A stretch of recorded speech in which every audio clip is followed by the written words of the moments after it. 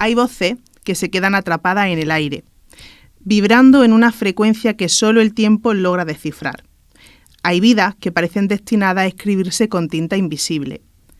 Nombres que con el paso de los años se van diluyendo en el ruido de la historia, quedando atrapadas en un paréntesis de olvido. Pero a veces el destino guarda un propósito más grande para quienes el mundo dejó de mirar. Hay ausencias que se convierten en gritos y tragedias que, sin saberlo, tienden un puente hacia la verdad. Personas que al perderlo todo consiguieron convertirse en luz que iluminó la oscuridad de otros casos, logrando detener el horror y salvando quizá muchas otras vidas que nunca sabrán que le deben su mañana. Hoy no solo contamos una historia de crimen, hoy rescatamos del silencio a quienes fueron la llave de una injusticia que llegó tarde para ella, pero a tiempo para el resto del mundo.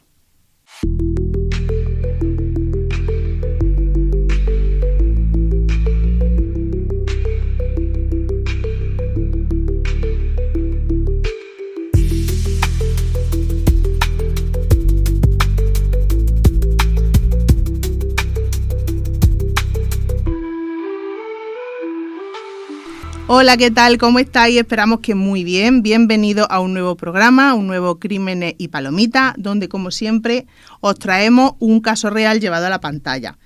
A mi lado, como siempre, mi queridísimo Javi Serrano. Muy buenas. Hola, Javi. Hola. Nuestro indispensable Manuel Serrano sobrevolando a los mandos, que por cierto me han sugerido que tenemos que buscarle una canción a Manuel cuando nos refiramos a él, ya pensaré cuál. Y una humilde servidora, Verónica Jiménez. Si os gusta, viene la turra de siempre, si os gusta nuestro contenido, pues ya sabéis dónde nos encontráis en YouTube, en el canal de La Guarida del Lagarto, y en Spotify, iVoox, Apple Podcast, siempre nos encontráis como Crímenes y Palomitas. Tenemos también una cuenta de Instagram, Crímenes y Palomitas, por si queréis seguirnos. Suscribíos a todo, que no os cuesta nada, que es gratis, a nosotros pues nos ayuda mucho a crecer.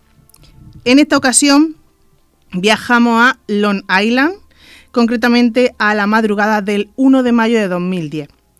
Una joven llamada Shannan Gilbert corre descalza por una urbanización. Está aterrada. Golpea puertas de un montón de casas desesperada. Suplica una ayuda que no llega. Durante más de 20 minutos su voz queda registrada en una llamada al 911. Dice que alguien quiere matarla, que no se siente segura con nadie. Su voz suena rota, confusa, como si estuviese en una pesadilla.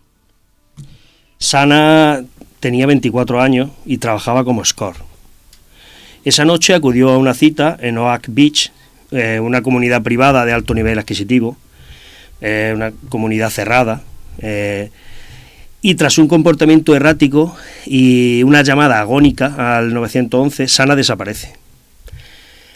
La respuesta policial en inicio, pues siendo generoso, fue negligente. O sea, no se activó un operativo de búsqueda a gran escala, no se peinó la zona con la urgencia debida y durante semanas el caso de Shannan Gilbert terminó siendo archivado. Se consideró una desaparición de bajo riesgo.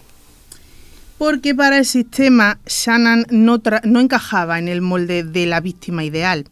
Era joven, sí, pero era trabajadora sexual.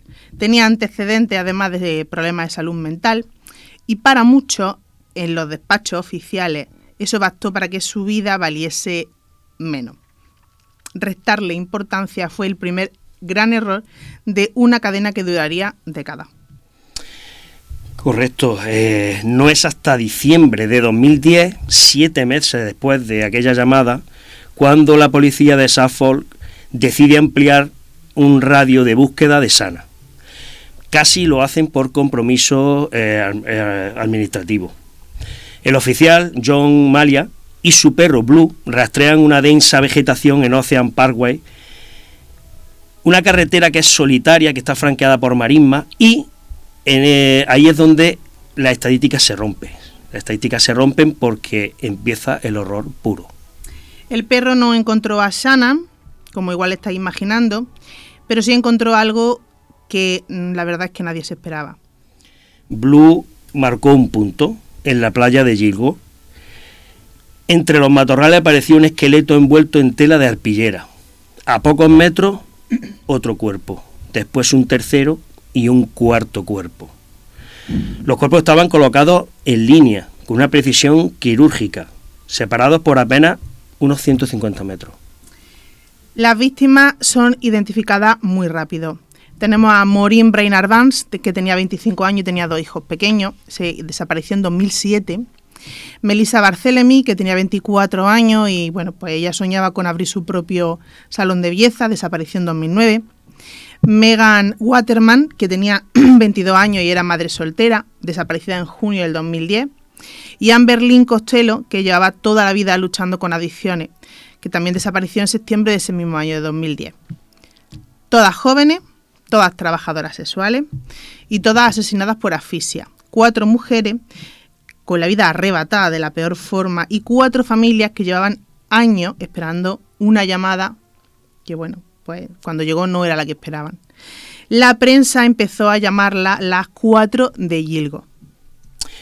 Desde el primer momento los investigadores detectan patrones claros. Todas son trabajadoras como escort, todas eran de complexión menuda y todas concertaron citas a través de anuncios de Craigslist, que son webs de anuncios, y todas desaparecieron tras acudir a un servicio. El caso, en manos de la policía del condado de Salford, uno de los cuerpos policiales en aquel momento más grandes y más importantes del país, estaba dirigido por James Burke, y el fiscal del distrito, que era Thomas Spota. Aquí es donde la investigación empieza como a desviarse. James Burke bloquea la entrada del FBI en la investigación, rechaza perfiles conductuales, el apoyo técnico, los análisis externos, pero el FBI sigue insistiendo. Burke se niega y Thomas Spota, fiscal del condado, lo respalda. Durante años ambos mantienen una relación de protección mutua. Burke controla a la policía y Spota controla a los tribunales. El caso de Gilgo queda atrapado en una guerra de egos. Porque no todos los silencios son productos del azar. Algunos silencios se pactan en despacho. La protección mutua entre Burke y Spota asfixió la justicia mientras el asesino seguía observando tranquilamente desde su ventana, libre, caminando entre la gente, esperando igual la oportunidad de volver a hacerlo. La degradación del departamento fue tal que Burke acabó arrestado por golpear a un detenido que robó una bolsa de su coche. En esa bolsa contenía pornografía extrema, juguetes sexuales. En este caso Spota, el fiscal, intentó encubrirlo y ambos terminaron condenados. El caso de Gilgo Beach estuvo literalmente en manos de criminales con placa durante al menos 10 años. Que yo ahora después, si quieres, lo explicamos mejor, pero ellos tenían una relación de hacía muchos años de amistad y de protección mutua. En este caso, el asesino no solo mataba. En el caso de Melissa Barthelemy, reveló que era un monstruo que disfrutaba prolongando el dolor. Tras su desaparición, la desaparición de Melissa, el asesino llamaba, Melissa tenía una hermana adolescente, el asesino la llamaba a la hermana desde Manhattan, la llamó varias veces y se burlaba, describía actos sexuales, disfrutaba cuando la oía llorar. Eso, Javi, yo creo que esto no es impulsividad, esto es sadismo planificado.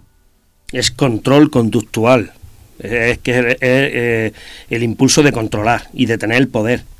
Y mientras la búsqueda seguía, en 2011 aparecieron más víctimas. Mientras las 4 de Gilgo estaban intactas y juntas, se encontró un segundo grupo de restos hallados en 2011, que reveló un modus operandi mucho más violento. Aquí había desmembramiento. Esto hizo pensar durante años a los agentes de policía que había 2 asesinos por la zona. Sí, además era lo que Spota siempre defendía, que eran 2. Siempre en prensa defendió que había 2. Pues en este caso tenemos a Jessica Taylor, que tenía solo 20 años, desapareció en 2003 Su torso fue hallado el mismo año en Manorville, que está como a unos 70 kilómetros de Gilgo. Lo macabro es que el asesino intentó borrarle un tatuaje que ella tenía en su espalda, cortando la piel. Entendemos que para evitar una identificación. En marzo de 2011, su cráneo y sus manos aparecieron en Gilgo Beach, donde la otra chica.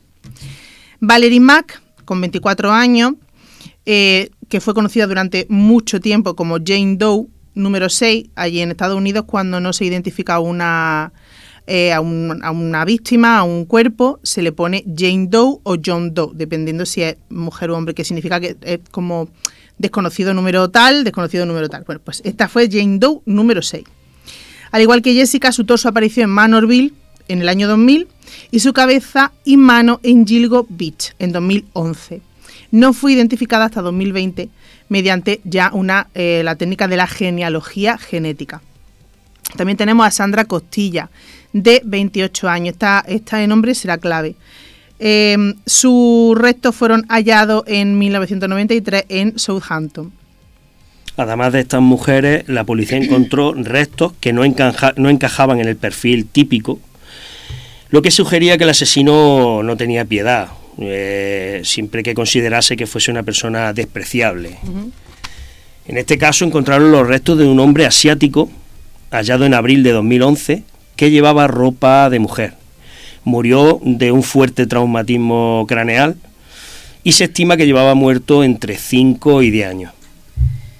También, y esto quizás sea el más duro, se encontraron los restos de una niña pequeñita, calculan que de unos 2 años, a la que llamaron durante mucho tiempo, no está identificada, a la que siempre llaman Baby Doe.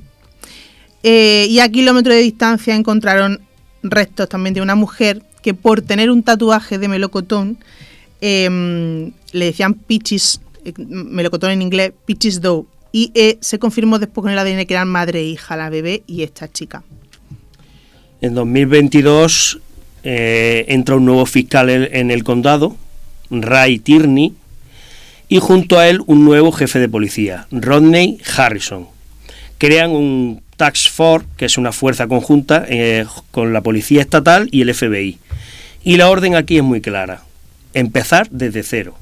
Empiezan a releer informes antiguos, a realizar pruebas, aplican tecnologías que en 2010 no existían, y el punto de partida son los teléfonos desechables o burnes, que son teléfonos desechables usados para contactar con las víctimas.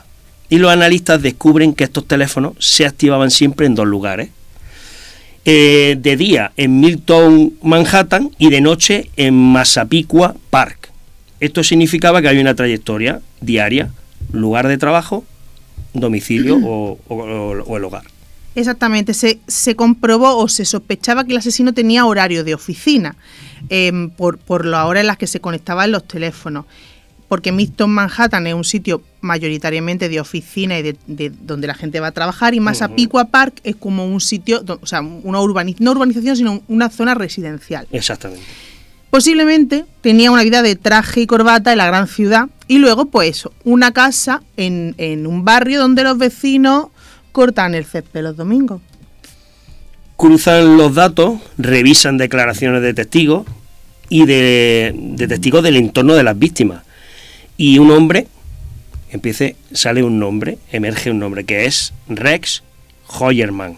Es un arquitecto de 59 años, casado, que vive en una casa, en un sitio como el que tú dices, pero esta casa desentona en el barrio. Es una casa descuidada, una casa que está muy descuidada, que no tiene nada que ver con el resto de las casas de ese barrio. Pero la casa estaba hecha a pedazos, vamos. Muy mal. Aquí hay un testimonio olvidado de 2010 que decían que habían visto a Amber Costello subirse a un Chevrolet Avalanche verde oscuro. ¿Adivináis quién tenía un coche exactamente similar, marca, modelo y color? Efectivamente, Rex. La policía empieza a moverse entre las sombras, lo vigilan durante meses, revisan su basura, revisan las búsquedas de internet, y tenía más de 200 consultas sobre el estado de la investigación de Gilgo Beach. Pero claro, necesitaban el ADN. porque entre las telas de arpillera de 2010 había cabellos humanos, que no pudieron procesarse en ese momento, pero ahora sí. Uno pertenecía a su esposa, que estaba en ese momento fuera de la ciudad en el momento de los crímenes, porque eso es otra cosa que luego veremos. Siempre que él cometía los crímenes, la familia estaba de vacaciones. Su mujer era y es islandesa, entonces se iban mucho a Islandia. Y él se iba una semana después. Y había también otro cabello de él. Y entonces, lo que son las cosas, la justicia se sirve de una caja de cartón. Una noche de enero de 2003, Rex está comiendo pizza en Manhattan. Sale del restaurante y tira la caja a la papelera. La policía, como le va detrás como una lapa, puede recuperar en el momento una simple corteza de las que no te comes porque está duro en esa caja. 13 años de misterio resuelto por un resto de comida. Su ADN coincide con el hallado en varias víctimas. El 13 de julio de 2023, Rex Heuermann es arrestado. En el sótano de su casa, una vivienda ruinosa y opresiva, los investigadores descubren algo que, más que, aparte de polvo y abandono, una bóveda blindada, lo suficientemente grande como para entrar en ella, con un arsenal de al menos 279 armas de fuego. Era ¿Quién tiene eso en su sótano? 279, bueno, en Estados Unidos la arma de fuego... Bueno, también... Sí. Y luego también encuentran un disco duro en el sótano, que lo localizaron los fiscales con documentos en donde escribían meticulosamente cómo secuestrar, cómo torturar y cómo asesinar. Esto luego se conocería como el auténtico manual del asesino. Bueno, la investigación también reveló indicios de una habitación insonorizada en también el famoso sótano, lo que llevó a sospechar que pudo ser utilizada para retener o matar a alguna de las víctimas. Durante 12 días, la policía científica desmontó paredes, retiró paneles de madera, excavó debajo de la estructura del sótano en busca de restos biológicos y de ADN. Se incautaron miles de objetos, ordenadores, discos duros, cintas, efectos personales, que a día de hoy, porque este caso todavía no está resuelto, no se ha llevado a cabo un juicio todavía, a día de hoy todavía están siendo analizados para vincularlos ya no con Rex, que con él ya está más que vinculado, sino con las mujeres asesinadas. En este momento, Heuermann es acusado de 7 asesinatos, aunque los investigadores sospechan que la cifra real podría ser mucho mayor. Rex se declara no culpable y permanece a la espera de juicio. En junio de 2024, el caso da un giro decisivo. Es imputado formalmente por el asesinato de Valerie Mark, Jessica Taylor y Sandra Costilla, gracias a un pelo encontrado en uno de los cuerpos que resultó ser de la hija de Heuermann.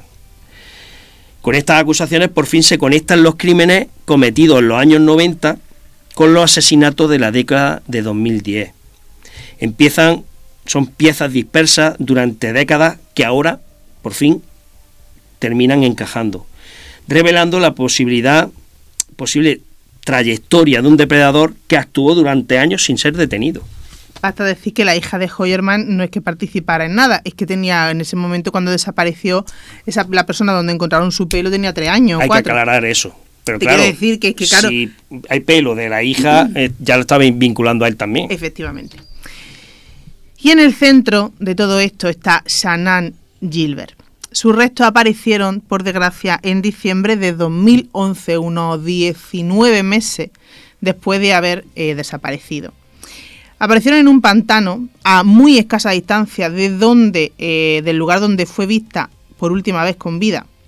Para la policía y la autopsia oficial, su muerte fue accidental. Para su familia no hay duda, Shannan fue estrangulada. Shannan fue el eco que lo cambió todo. El sonido que abrió una caja de Pandora que llevaba décadas enterrada. Sin su grito en aquella madrugada, sin esa llamada desesperada pidiendo ayuda, Las otras mujeres, no sabemos, quizá seguirían siendo solo arena, silencio y olvido. Su madre, Mary Gilbert, nunca aceptó la versión oficial, nunca se rindió y dedicó su vida hasta que falleció en 2016, primero a encontrar a su hijo y después a exigir respuesta. El caso del asesino de Long Island no es solo una historia de un depredador, es también la historia de lo que ocurre cuando ciertas víctimas tienen menos importancia. El juicio llegará, pero las preguntas ya no pueden enterrarse otra vez. No. El caso de Jill Govich nos obliga a reflexionar sobre el valor de las víctimas. Si la policía hubiera escuchado a Shannan, si no hubieran despreciado a las chicas de la calle, este asesino quizás hubiera caído décadas antes. Porque detrás de cada nombre hubo una vida, eso no se nos puede olvidar. Y detrás de cada silencio institucional hubo una responsabilidad que hoy, por fin, empieza a pasar factura. Este señor, lo último que leí de él es que estaba esperando juicio, está encarcelado, por supuesto, está esperando juicio y se prevé que se dé en septiembre de este año ya, de 2026. Bueno, es que la investigación no ha terminado. Efectivamente, este caso sigue. Creo que es el primer caso que traemos al programa que no está más que cerrado. O sea, este caso se sabe quién ha sido porque la prueba de ADN están ahí.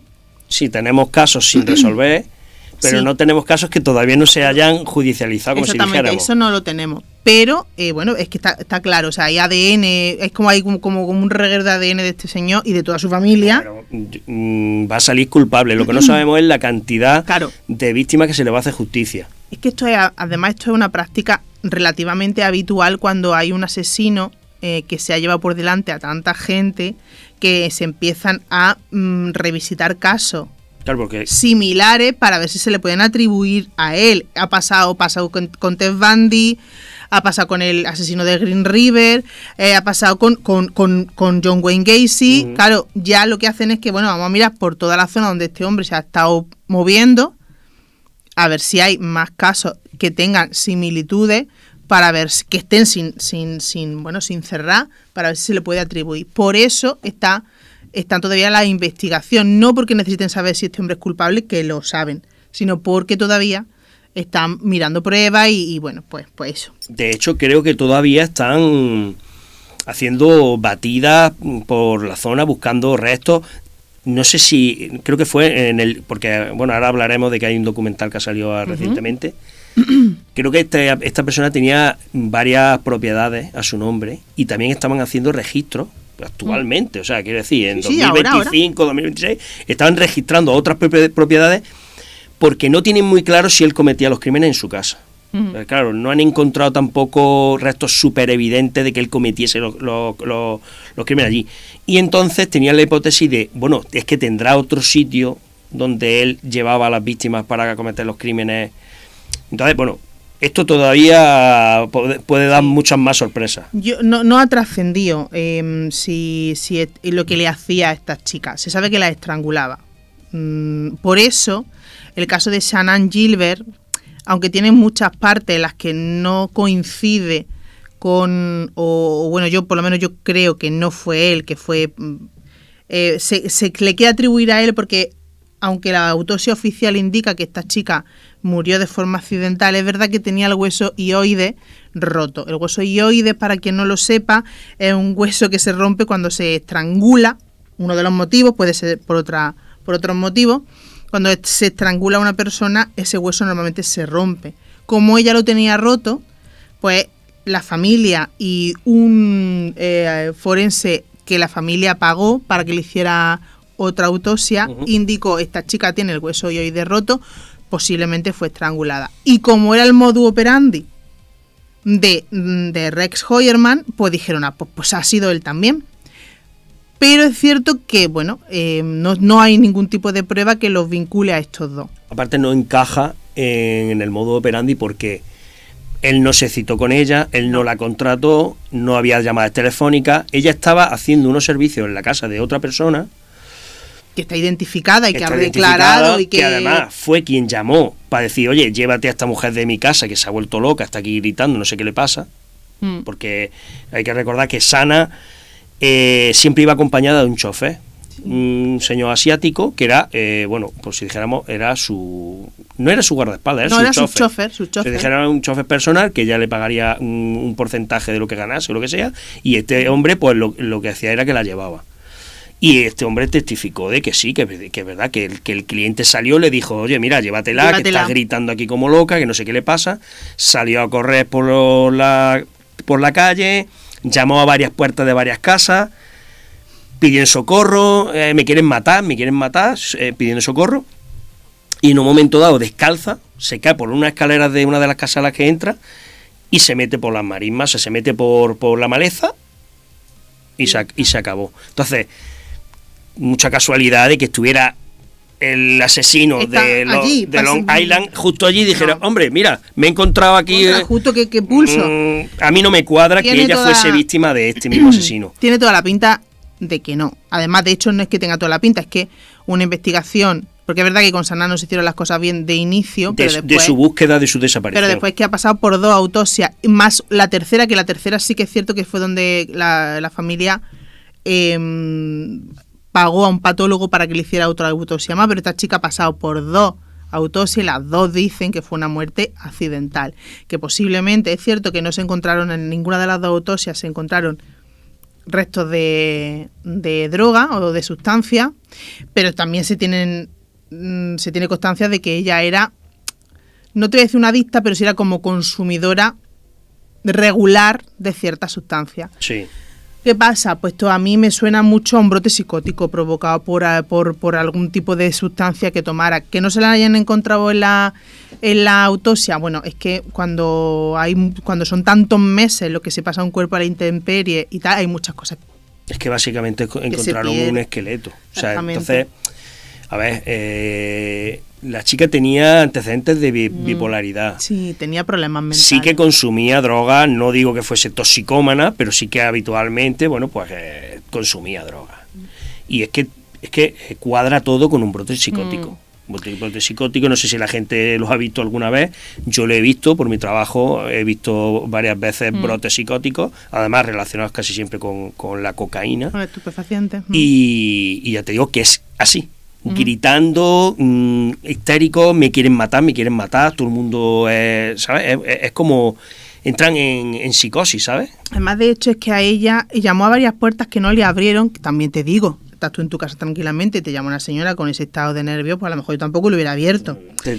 Pero sí que hubo otra gente que sí que le abrió, y de hecho un señor le dijo, espérate aquí, sentada, que viene la policía de camino, y ella se fue corriendo, cuando oyó la palabra policía, se fue corriendo. Si tú estás bien y hay un agresor que te persigue y un señor te dice, espérate chica, voy a llamar a la policía, vente aquí, tú te quedas ahí porque te están, no sé. También es cierto, y hay que decirlo, que la policía tardó 1 hora en acudir a la llamada de Shanann. Shanann llamó y estuvo 23 o 20 y pico minutos histérica, te quiero decir, tardó 1 hora.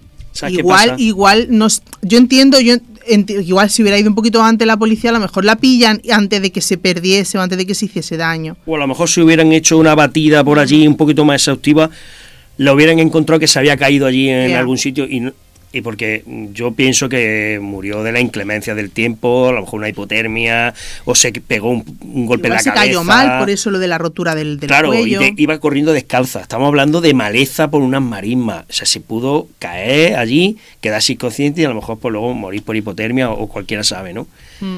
Pero sí que es verdad que estamos hablando de una urbanización, un complejo de una urbanización muy alejado, que es verdad que para llegar hasta allí tarda, porque para acudir a esa llamada tarda. Y luego otra cosa, ella ya era una chica conocida por el departamento de policía, sabían quién era, sabían, quiero decir, no le dieron la importancia que a lo mejor le hubieran dado a una chica que a lo mejor no es prostituta, no es escort. Y entonces dijeron, bueno, otra vez, como entre comillas, otra vez la loca esta, bueno, esta ya está, ¿me entiendes? No le dieron importancia. Mandaron una patrulla, porque tienen que mandar una patrulla, Le echaron un vistazo, hicieron por allí un... Sí, además lo dicen ellos, o sea, la policía mismo lo dice. Sí. Que ellos fueron, creo que hablaron con el chofer que estaba por ahí, todavía por allí. O no, cuando llegaron ya no estaba ni el chofer ni estaba nadie, y dijeron, pues se ha ido con su chofer y ya está, y nos vamos nosotros también. Entonces, claro, que no sabemos, pero sí que es cierto que es muy triste. Oye, es muy triste que a lo mejor que Shanann, si la intervención de la policía hubiese sido un poquito más rápida, a lo mejor hubiera salvado la vida. Y es muy triste que buscando a una chica se encontraran 11. Bueno, es que fíjate la casualidad. 11 en una zona súper pequeña y estaban ahí. Fíjate la casualidad, si no llegase, porque esta chica tiene... Vamos a suponer que fue un brote psicótico, ¿vale? Uh-huh. Esto es una hipótesis. Uh-huh. Si no llegase por esta llamada y por la insistencia de la madre, no, que a mi hija, que la busquéis, no hubieran encontrado los cuerpos. A lo mejor lo hubieran encontrado, 20 años después. Sí. Y a lo mejor ya, para entonces a lo mejor el asesino ya estaría, pues a lo mejor muerto, o vete tú a saber. Quiero decir, qué casualidad y qué mala suerte ha tenido el asesino. Porque por esta llamada y por la insistencia de la madre se hizo toda la batida y toda la búsqueda que dio lugar a encontrar los otros cuerpos. Así que bueno, pues lo que yo decía al inicio, que hay veces que bueno, pues no es que el sacrificio de una víctima, no, pero sí que es cierto que a lo mejor la voz que al final no ha encontrado, esa voz que sale a la luz, ayuda a que otros muchos más casos también salgan. Aquí sí que Shanann, la pobre, pues al final, mira, tuvo su vida un cometido, al final fue el sacar a la luz a un asesino en serie muy peligroso. Al final está salvando vidas porque este típico asesino en serie, psicópata, sádico sexual, porque es un psicópata sádico sexual, este tío hubiera seguido matando seguro. Si no lo atrapa. Yo no tengo duda al respecto. Pues bueno, se hizo una película, pero tenemos que hacer una puntualización. Nosotros en 2025 lo que se ha estrenado ha sido un documental que se llama Chica Desaparecida. En realidad se llama Lost Girl, tanto el documental como la película, pero al documental han puesto Chicas Perdidas y Chicas Desaparecidas, y a la película creo que le ponen Chicas Perdidas por diferenciarla. Sí. Porque hay una película de 2020 que se llama Chicas Perdidas, Lost Girl. Y esa película es la que venimos a comentar. Tanto el documental como la película la tenéis en Netflix. Yo recomiendo que vean también el documental. El documental está muy bien, ¿eh? Para que contrasten. A mí me gusta más que la película incluso. Pero para que contrasten un poco lo que es la información. Pero la película además es muy curioso porque está dirigida por la misma persona. Liz Garbus en su día dirigió la película que se estrenó en 2020 y también ha dirigido este documental. Todo esto viene porque se escribió una novela que se llama Chicas Perdidas, un misterio americano sin resolver, y lo escribió un señor que se llama Robert Kolker, y habla de este caso. ¿Qué pasa? Que la película, cuando se rodó en 2020, todavía no se sabía quién era el asesino. Esto es muy importante porque la perspectiva exactamente de la película es Shanann. Claro, y su madre. La perspectiva ¿qué nos cuenta esta película, Chicas Perdidas? La desaparición de Shanann y todo el periplo de Mary Gilbert que pasa hasta que consigue que primero que le hagan caso, segundo que... La desidia policial, la negligencia, no le hacen caso, y es la lucha de la madre porque encuentran a su hija, ¿no? O sea, sí cuentan cómo se encuentran los cuerpos de las chicas, se cuenta y eso sí es bonito, o sea, como la confraternización que tienen las familias entre ellos, bueno, pues dándose apoyo, hacen como un grupo, ¿no? Entre las hermanas, sí, madres de todas las víctimas, ¿no? Exactamente, porque claro, todas estas chicas tenían una historia de a muchas de adicciones, otras eran madres solteras, todas eran trabajadoras sexuales. Entonces, claro, todas tenían una historia, todas tenían un periplo, y la familia también, al final, la familia también Claro. pasa por muchas cosas. Entonces es verdad que la película sí refleja muy bien ese tema. Ujú. La película, la protagonista es Mary Gilbert, o sea, la madre de Shanann, que está interpretada por Amy Ryan. Y bueno, y es como cuando desaparece, como ella se empieza a preocupar, vamos a ir a la policía como, bueno, ponemos los ojos en blanco un poco, bueno ya, pero es que seguro que está con un cliente, es que... Ya lo que hemos hablado antes, es como que, para empezar, siempre ponen al típico policía que odias porque siempre está diciendo, bueno, ¿sabes quién te digo, no? En la película. Sí, es que no, ni siquiera aparecía el nombre por ahí. Y siempre hace el comentario despectivo, bueno, señora, que no insisto usted más. Sí, Y bueno, da un coraje. que la mandan un poquito todo el rato a estarse calladita en casa, pero Mary no era así. Claro. Mary era muy luchadora y Mary quería saber lo que le había pasado a su hija con toda la razón del mundo.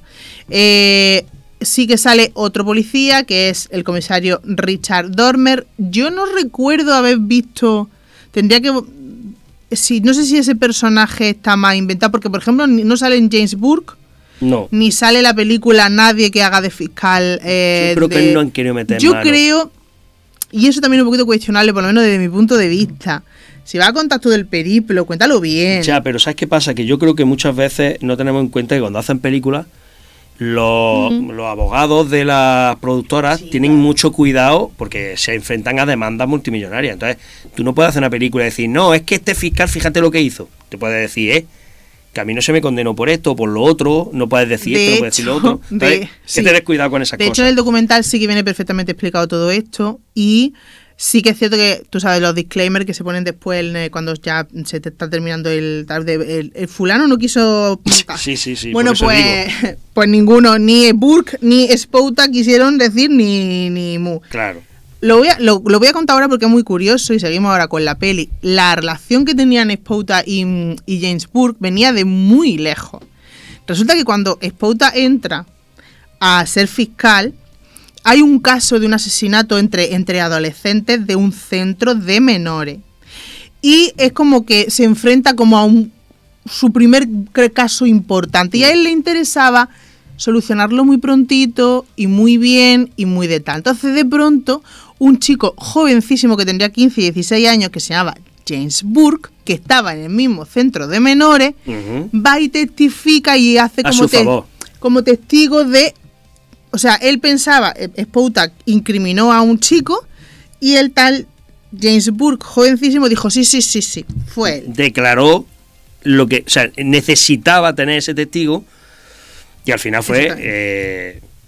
Y al final, por lo que sea, James Burke salió del centro de menores, se hizo un hombre de bien, se hizo policía y, amigo, que llegó a jefe de policía del condado, o sea, la policía del condado de Suffolk era la que más presupuesto tenía casi de todo el país. De todo Estados Unidos, esto que la gente lo sepa. O sea, dicen los sueldos que tenían los policías... Es que lo dicen cuidado, que tú fueses policía y que te destinaran a Suffolk, bueno, que te tocaba la lotería porque ganaban súper bien, estaban muy bien mirados. Entonces, ¿qué pasa? Que entre Spouta y Burke había una relación de amistad de hacía muchísimo tiempo, de amistad y como yo creo que de un poco de favores mutuos, venga, claro, tal. En el sentido de que yo tengo, por ejemplo, el fiscal, ¿no?, del condado, yo tengo un caso, ¿no?, y necesito resolverlo. Bueno, pues búscame un testigo tal, o sea, corrupción total. Búscame un testigo tal, o acusa a este. O sea, uno se encubría al otro, siempre. Y como subieron los dos, bajaron los dos a la misma vez, porque resulta que un día un raterillo de la calle roba en un coche y coge unas bolsas. Y cuando mira lo que hay dentro ve, en fin, pornografía súper extrema, bueno, una serie de cosas.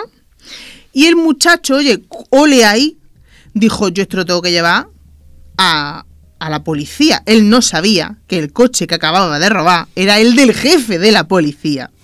Cuando llega la policía a la estación de policía con su bolsa, dice, bueno, mira, es que yo he robado esto, pero creo que el delito que hay aquí es más heavy que lo que tal.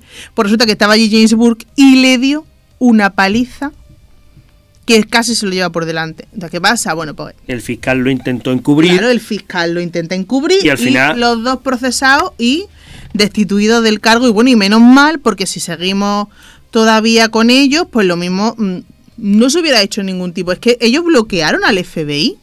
No lo entiendo.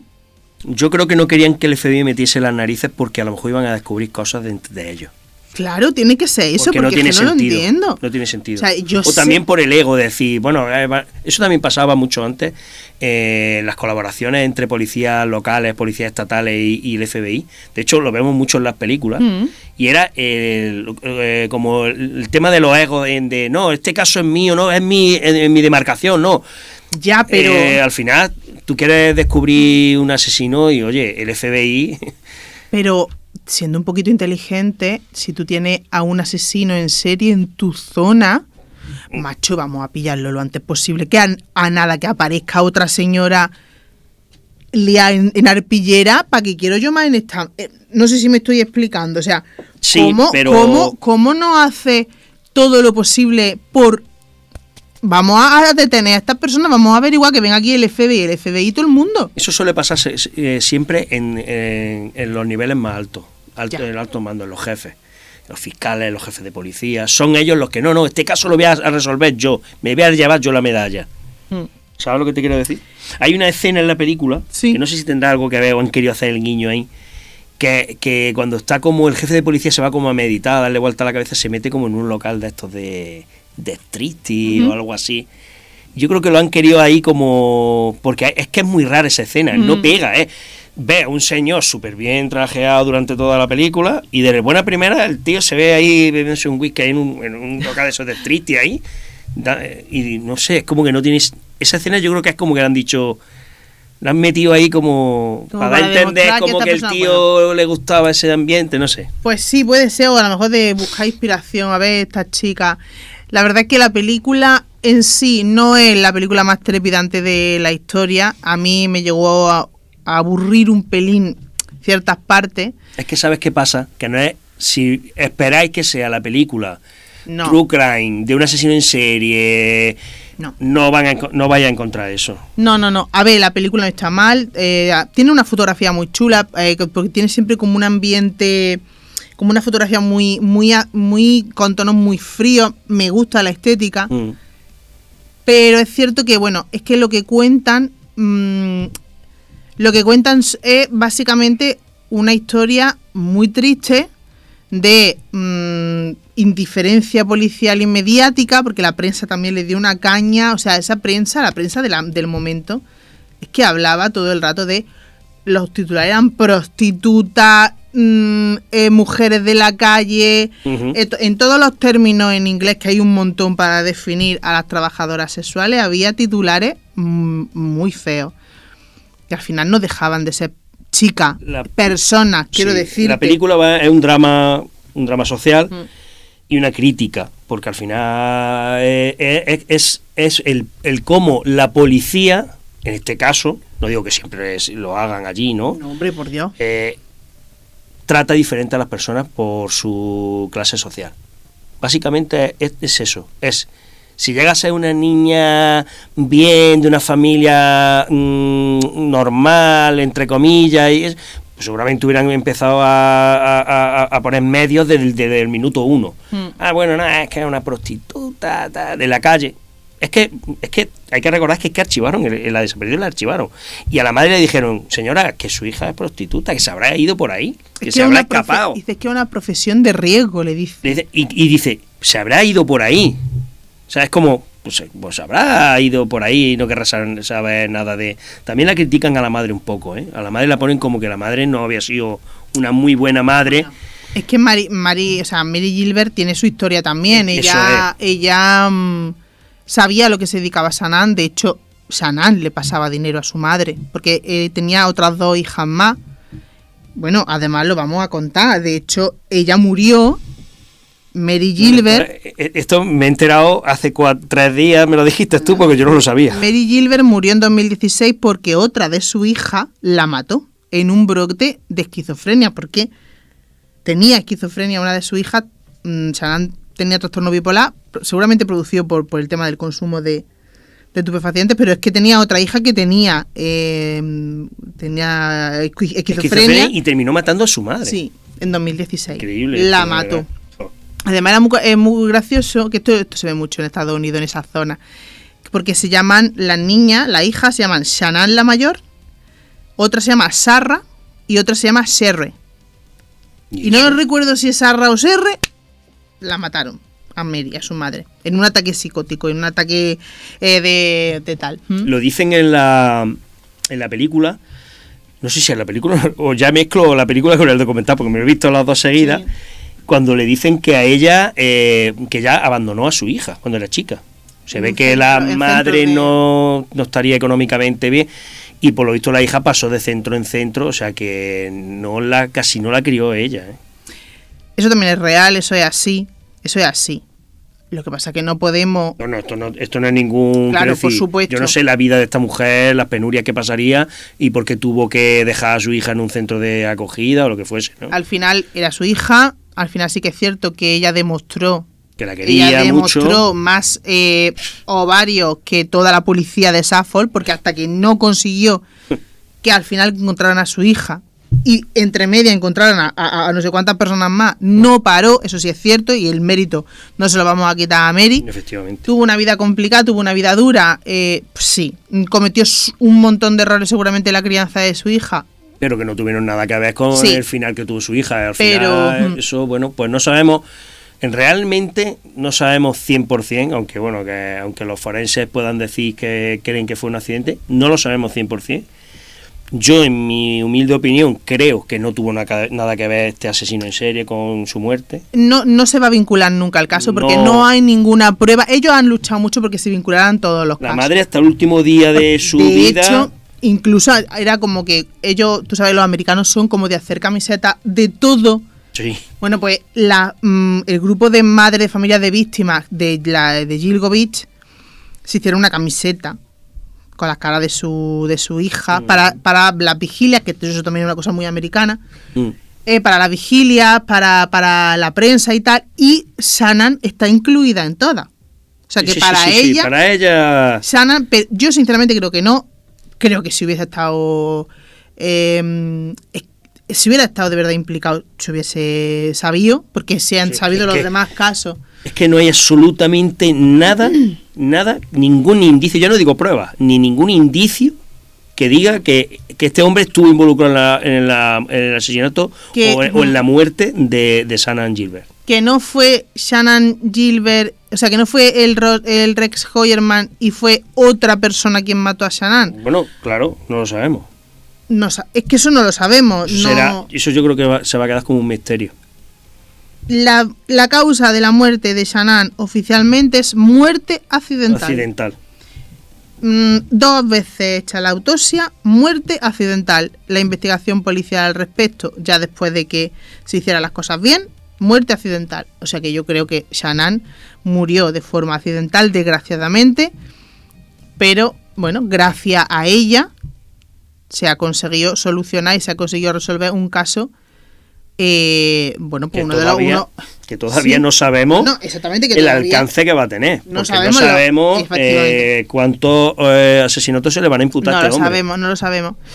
En la película sale Gabriel Byrne, que es un actor que seguro que conocéis todos porque ha salido en un montón de pelis, como por ejemplo El hombre de la máscara de hierro, y hace de comisario Dormer. Y hacía de D'Artagnan, ¿no? Sí. Que a mí me gusta mucho esa película, yo no sé a ti, pero a mí me gusta mucho esa película. Y bueno, ya te digo, la interpretación es bastante reseñable porque la verdad es que, jolín, muy bien. Lo hace muy gran bien. Actor. Es que ese actor es... Y para mí, la mejor interpretación, por supuesto, era de Amy Ryan, haciendo de Mary Gilbert, porque le da ese punto, sabe darle muy bien ese punto luchador y macarrilla al punto. O sea, Mary era muy así. Sí, claro, porque no cuadra que vaya por la vida de educada. estamos hablando de que era una clase social un poco marginal. Entonces, la madre era guerrera, si tenía que decir tacos, decía tacos, si tenía que insultar, insultaba. El escenario, para que la gente lo sepa, era... Mary tenía como 3 trabajos para sacar a su familia adelante. Vivían en una casa casi de estar... No te voy a decir de estar prefabricadas, pero casi. Sí, de estar muy humilde. Y por eso aceptaba dinero de Sanán, que Sanán sí ganaba más dinero ejerciendo la prostitución y sí ganaba, o sea, ella le ganaba dinero y le daba dinero a su madre y a su hermana, que también tenía que lidiar con una hija con una enfermedad mental, porque ya cuando todo esto pasó, su hija, es que no recuerdo si era Sarra o Serre, ya estaba diagnosticada y de sale hecho, medicando. En la película se ve como la hija muchas veces le dice, mamá, no estoy bien, vámonos a la casa, mamá. Es como ya hacen entender que la hija... No sé, además se le ve como dándole medicación. Le pasa que se nota que no está bien la chiquilla. Entonces, bueno, al final en la película es cierto que te queda un poco...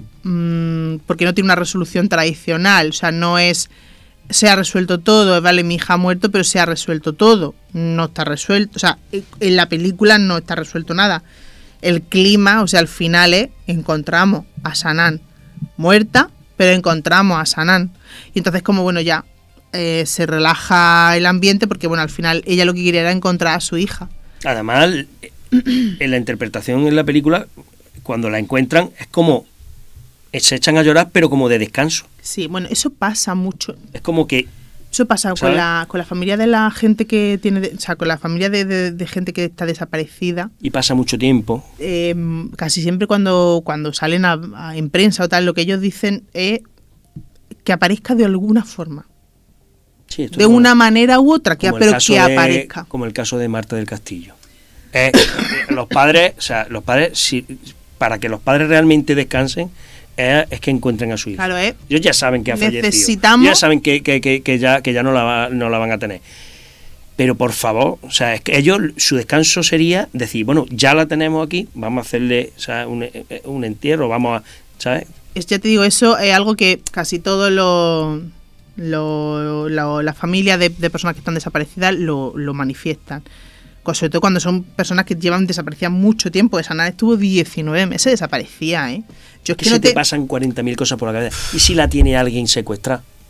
¿Y si ha pasado también? Claro, imagínate, ¿y si alguien la tiene en un sótano secuestrada? Madre mía. Y si... O por lo menos, como dicen muchas veces los padres de niños desaparecidos, es decir, si estás por ahí, no quiero meterme en tu vida, pero dime que estás bien. ¿Sabes? Yo sabes que estás bien, aunque no quieras saber nada de la familia, pero por lo menos el saber que estás bien, ¿sabes?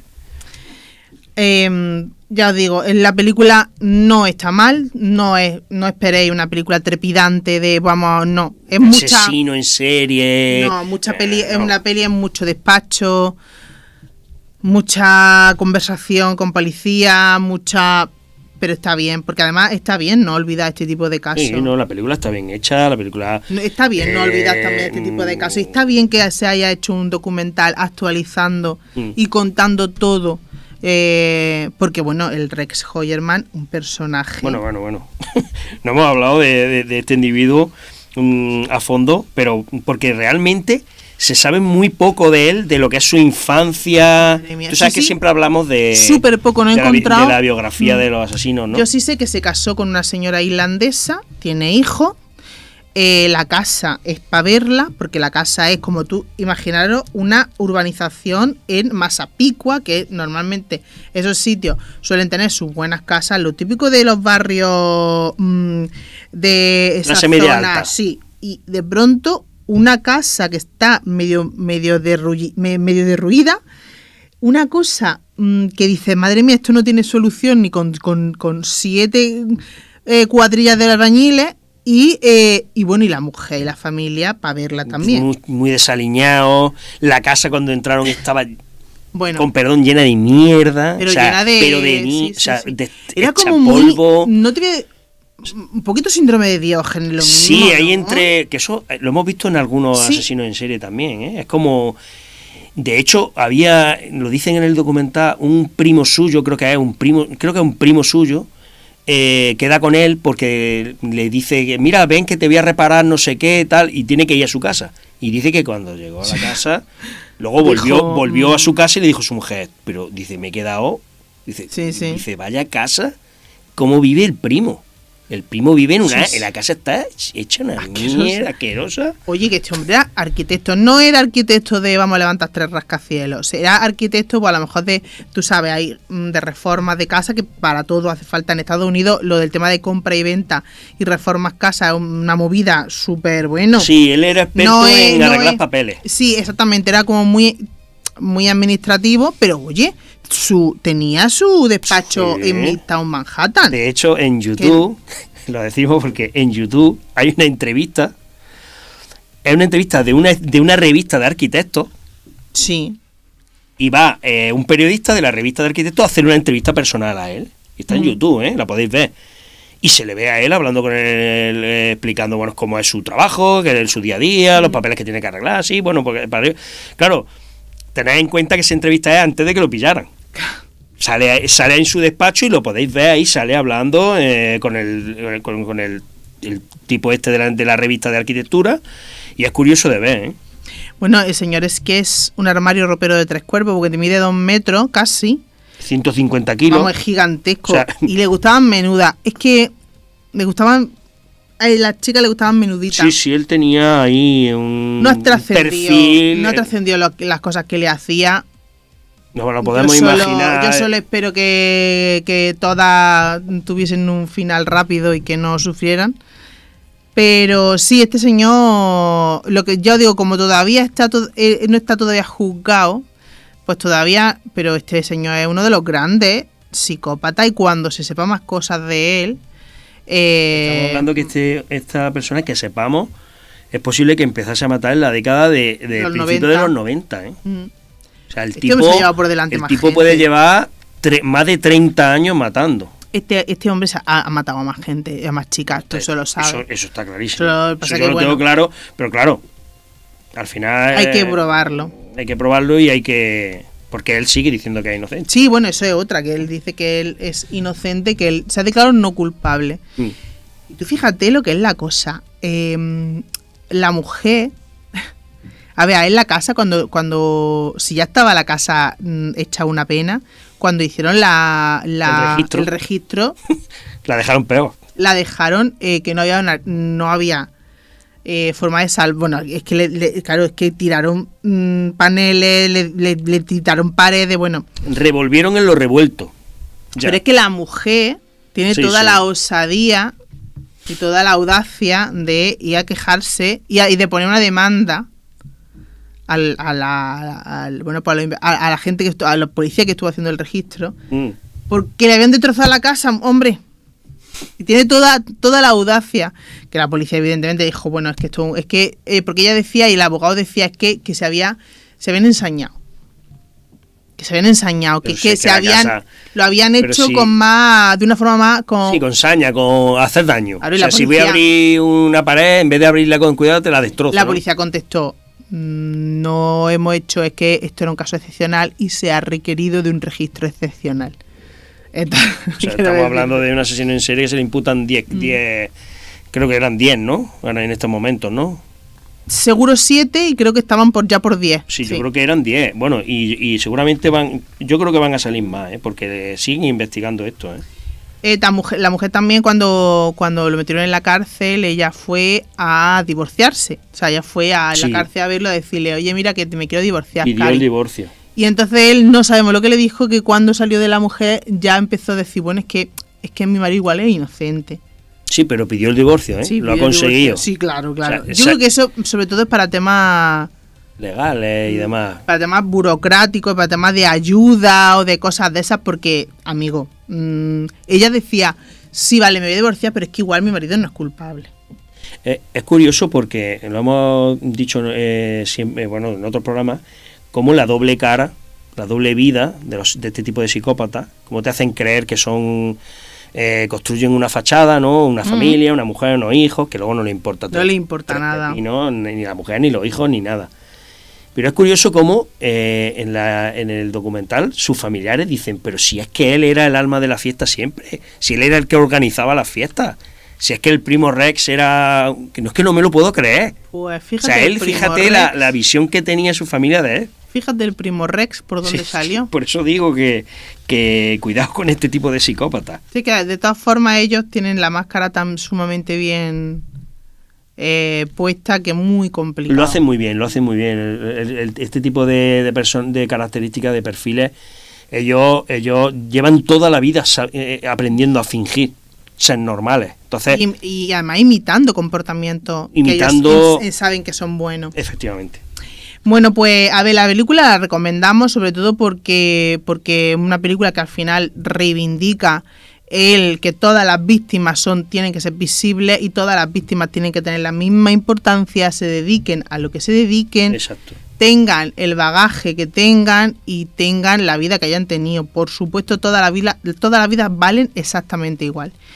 Y también recomendamos mucho el documental porque además ahí da todos los datos súper mega completos. Son 3 capítulos, pues no lo hemos podido nosotros condensar más, ¿eh? Te quiero decir que hemos intentado, pero es que es imposible porque no podemos alargarnos tanto. Así que bueno, Javi, otro programa más. Y nada, que veáis la película, que nos veáis a nosotros, que nos comentéis, que nosotros todo lo que vosotros nos pongáis lo leemos y además contestamos, que nos hace mucha ilusión. Y que aporten información. Si la gente que nos sigue hay algún dato que se nos ha escapado o lo hemos dicho mal o tienen algo nuevo, pues que lo pongan en comentarios. Sí, todos vamos siguiendo un poco el caso porque está sin cerrar todavía. Daremos, cuando sepamos qué tal, daremos actualizaciones por Instagram y tal, pues para que tengáis un poco de seguimiento, pero si vosotros sabéis alguna cosa más, nosotros encantados de recibir la información. Y nada, que nos vemos en el próximo programa. Estupendo. ¿Vale? Nada. Chao. Hasta luego.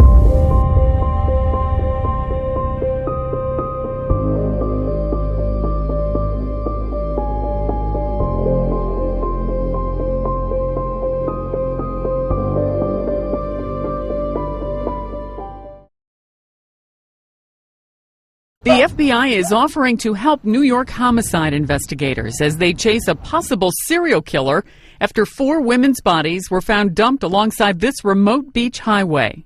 Suffolk County Police discovered the first body on Saturday, the other 3 on Monday, while following up on reports of 2 missing prostitutes. Authorities say one of the missing was Shannon Gilbert of Jersey City, New Jersey, who was supposed to meet a client on nearby Fire Island back on May 1st. Her family told WABC about her last known phone call nearly 8 months ago, a chilling 23-minute exchange with an emergency operator. She was grabbed and pulled into this truck. The police missed her by 5 minutes. She was basically running away, trying to leave, screaming. And it was heard that, get away from me, get away from me. They say during that phone call, the 24-year-old managed to name her attacker and knock on doors of a few homes. One resident says he's been haunted by his encounter with Gilbert since police discovered the unidentified bodies along the beach. He says he called police after she knocked on his door in a panic, but she vanished into the woods. It could have kept her from getting out of here. That weighs heavily on your mind, let me tell you it does. Meanwhile, the mother of Megan Waterman, a 22-year-old escort from Maine, says she is holding out hope that her child is still alive. It's hard, it's rough. And now that we're actually waiting for DNA results to come back, I think this is harder on my family than Megan just being missing. Authorities say it could be months before they can positively identify the remains. Even if the missing prostitutes aren't among the victims, investigators say they do believe the 4 bodies are linked to each other. They've also said the women were probably killed somewhere else, then systematically dumped along the desolate highway, possibly over as many as 18 months. Sandy Kozel, The Associated Press. Other news, a murder strikes a family for a second time. A grieving mother killed 5 years after her daughter's body was found near Gilgo Beach in Suffolk County. CBS 2's Lou Young reports on the death in a family already reeling from unspeakable tragedy. The murder scene is a grim little first-floor apartment in upstate Ellenville, the place where police found 52-year-old Mary Gilbert's body on Saturday. The mother of a murdered woman now murdered herself, apparently by a surviving daughter in the throes of madness. Sarah Gilbert was arrested by a responding officer at the scene. And he observed the daughter, Sarah Gilbert, standing in the kitchen. She was covered with blood? She had blood on her clothing. And it looks like stab wounds. The official cause of death was listed as multiple stab wounds.